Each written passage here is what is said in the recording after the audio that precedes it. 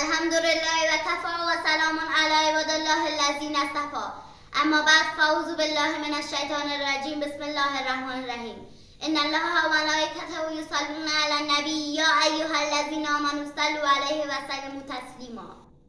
اللهم صل علی روح سیدنا فی الارواح و علی جسده فی الاجساده و علی قبره فی القبوره و علی آله و صحبه و سلم.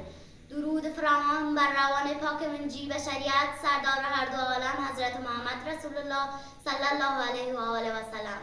شب یلدا همیشه جاودانی است، زمستان را بهار زندگانی است. شب یلدا شب فروکیان است، نشان از سنت افغانیان است. شب یلدا وصف بی‌مثالش، خداوندا مخواه هرگز زوالش.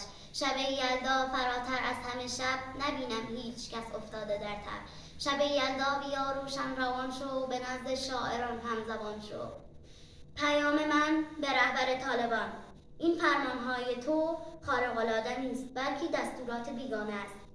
شب یلدا را به تمامی ملت افغانستان تبریک می‌نمایم.